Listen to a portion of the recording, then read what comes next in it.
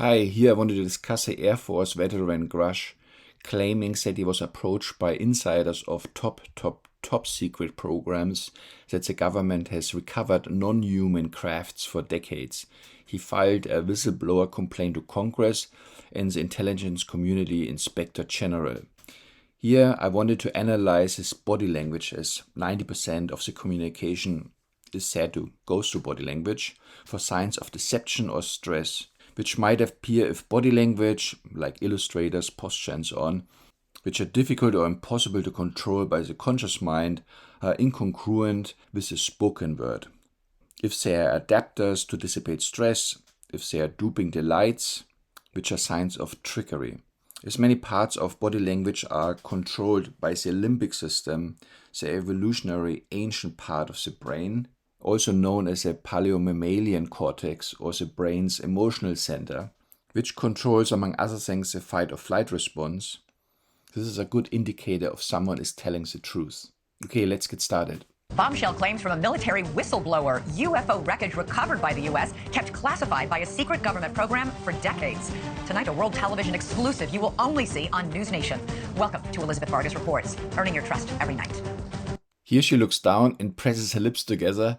That's not a sign of trust. These are signs of shame and guilt. So as a note on the side, people generally tend to believe the news, in part because the movie industry, so by comparison, it has to be true in a binary, dualistic world. But this is often based on false assumptions. UFOs exist. The U.S. government found quite a number of them, and they are indeed of non-human origin. Those are the explosive allegations from a former intelligence officer tonight in a whistleblower complaint that the inspector general is taking very seriously. 36-year-old Air Force veteran David Grusch is exposing what he calls a top secret military program that has reportedly found wreckage of fully intact UFOs. The government now calls them UAPs, or unidentified anomalous phenomena.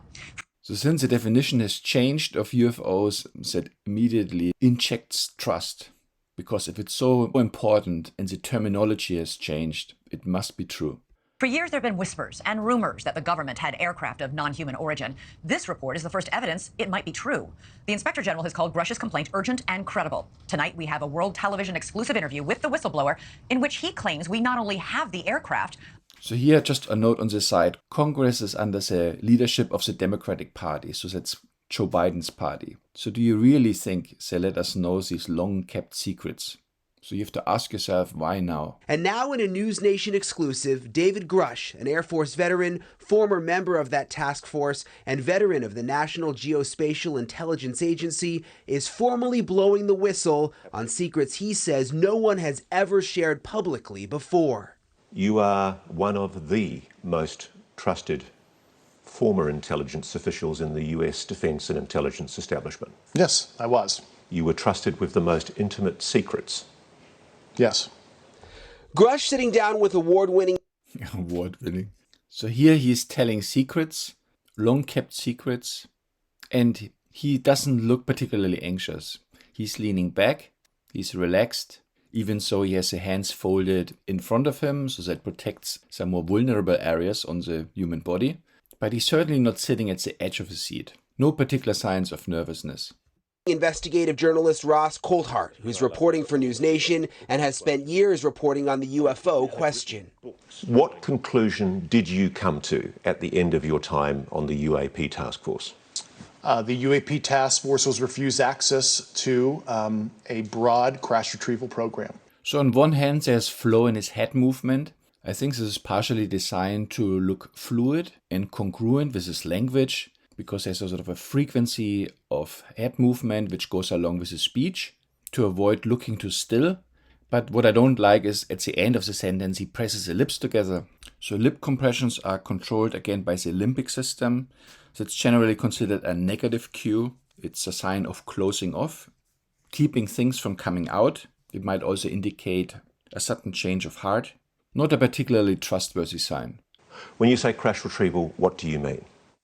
These are retrieving non-human origin technical vehicles, call it spacecraft if you will, non-human, exotic origin vehicles. Here he uses illustrators, so hand movements which go in the tact of the spoken words.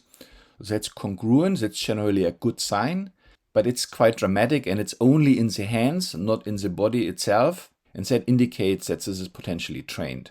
Vehicles that have either landed or crashed. We have spacecraft from another species. We do, yeah. So that's a big red flag. If it's such a serious issue, we wouldn't expect him to smile. So on one hand, he's nodding in line with the spoken word, but then he compresses the lips again, keeping in information. And most importantly, he has a smile. That could be considered a duping delight smile. So there's no asymmetry here, which would convey contempt. It's the only asymmetric microexpression. Here it's symmetric. But nevertheless, he's smiling, he's suppressing the smiles. That could be considered a duping delight, according to Paul Ekman. So that's a thrill and delightment we get when we successfully trick someone and get away with it. How many? Quite a number. You're kidding. No. This is not a trustworthy face. Here we see some asymmetry coming in. That's a sign of contempt. Any asymmetries are not good signs. That could be asymmetric shoulder shrugs. It could be an asymmetric mouth shrug as well. This doesn't convey credentials to the story he's telling. I thought it was totally nuts, and I thought at first I was being deceived. It was a ruse. People started confiding in me. They approached me. I have plenty of current and former senior intelligence officers that came to me, many of which I knew almost my whole career, that confided in me they were a part of. Here we had a little bit of speech error in an otherwise very fluid appearing little monologue that may indicate some problems. Of a program. They named the program. I've never heard of it. And they told me, based on their oral testimony, and they provided me documents and other proof. So here, that was Adam's apple chump due to gulping or swallowing. That's an unconscious sign of emotional anxiety, embarrassment, stress maybe. We do that when we dislike something or disagree with someone's speech or suggestions or perspectives or point of views. Here also signs of anger. We see the teeth and frowning. So that doesn't go well together with the word proof. And they provided me documents and other proof. This might indicate there's something wrong with the proof. So if there's really a superior alien species, and they're superior because they apparently managed to do interstellar travel, why would they keep losing aircrafts? Why would they not be able to prevent this from happening if they don't want to come out in the open? It's like humans with supersonic weapons fighting some natives in the jungle. So that's sort of the gap here in level of sophistication. So why would they keep losing these aircrafts over decades? If you're right, if you're telling us the truth, everyone, the entire American public, has been lied to for decades. Yeah, there's a sophisticated disinformation campaign targeting the U.S. populace, which is extremely unethical and immoral. You are saying to the human race, for the first time, an official intelligence representative at a high level from the US government is saying publicly, we are not alone. We're definitely not alone. Absolutely, the data points empirically that we're not alone, yeah. So he's nodding to positive statements where he wants to confirm something, and he shakes the head when he's negating something. So he's trying very hard, but then his speech is not catching up really. And then he comes with this very convoluted answer and adds this word empirically to sound very sophisticated. It's a bit like Elon Musk using the right words at the right time. Let's look at this again. Is saying publicly, we are not alone. We're definitely not alone. So we're definitely not alone. He's nodding. Absolutely, the data points. Absolutely, he's shaking his head. I think he wanted to say absolutely not and shake his head congruently. But then it doesn't really match what he wanted to say. Empirically, that we're not alone, yeah. That's not a very strong statement. So he's getting more quiet and quiet because he gets lost in his thoughts. And the ending is very weak and he adds the word empirically, even so he doesn't have any empirical evidence. Do we have bodies? Do we have species of Well, non-human? naturally, when you recover something that's either landed or crashed, sometimes you encounter dead pilots. And believe it or not, as fantastical as Speech errors, closing his eyes. So here he doesn't want to see something, he's shutting off, he's retreating, he doesn't want to do it anymore, and he's shaking his head. So it's a very negative cluster of cues. Believe it or not, as fantastical as that sounds, it's true. It's true, and he's shaking his head. Highly incongruent, huge red flag. Believe it or not, as fantastical as that sounds, it's true. He's sighing, so there's a burden on him. He's tilting his head, not a very strong statement. And importantly, he is compressing his lips and he has this smile. So that here looks very much like a duping delight. He can't hold back the pleasure, the thrill of tricking people, the audience. Sometimes you encounter dead pilots. And believe it or not, So he was about to laugh even, and then he covered it up. There was a speech error, he interrupted himself and he closed the eyes. So here something is completely going wrong. You're not making this up. This is not a lie. No, absolutely not. Because everybody watching this right now is looking at your face. They're going, is this guy for real? I am for real. And I'm... That's good. He puts pressure on him by saying all the eyes are on his face. And then he says, I'm real, and closing the eyes. So here he doesn't want to face something. He's retreating. It's a gesture retreat. They're going, is this guy for real? I am for real. And I'm sitting Here again, the smile in between. It's the wrong time. here at great personal risk and obvious professional risk by talking to you today. And here again, how we saw him in the beginning, he doesn't look stressed because of blowing the whistle. He's saying he's taking great risk, but we don't see it here. There's no fear or worry in his face at all. So that's very much incongruent to his speech.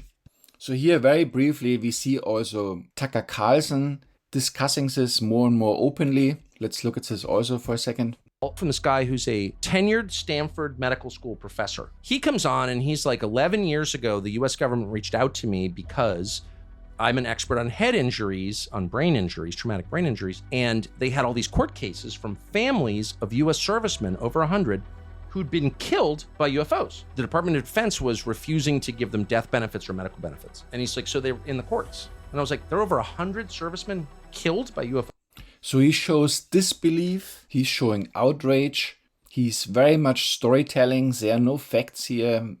To me, Tucker Carlson is controlled opposition. So we trust him now, we love him, because he was quite outspoken on Fox News and he got fired or was made to leave. And now he's hugely popular. So he's making his own shows, viewed by millions of people.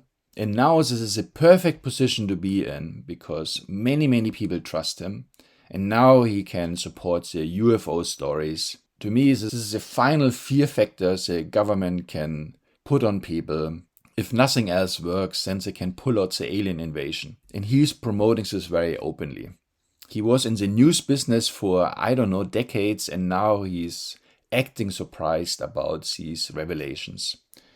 So I don't believe it at all. UFOs? Like, what? He's like, yeah. And there are court cases about it. I'm like, why isn't this on the front page of the New York Times? He should know these things. He was in the news business for decades. It's just one big act. Okay, in summary, we saw Grusch, the Air Force veteran, blowing the whistle apparently to the Democratic Party-led Congress, spilling some long-kept secrets. In my opinion, there's very little trust in his statements. There were clusters of incongruent behavior and negative cues. The illustrators and head movement were very much in flow with the language, but they seemed exaggerated, like trained, practiced. And then at the right moment, when it was really important, he compressed the lips. He had speech errors. One time he wanted to break out in laughter, but he suppressed himself from it. There were signs of duping delight. We don't see the stress we would expect from an actual whistleblower when he's endangering or risking his reputation or even life. Who knows? So whenever something is on the mainstream news, any sort of breaking news or shocking news, I don't trust them. They're most likely out for a purpose, to mislead people, and certainly wrong. I think I stop here. I hope you very much liked my analysis. Please leave some comments underneath the video how you feel and think about the UFO revelations, which are everywhere now. And I wish you a good day and talk to you next time. Bye.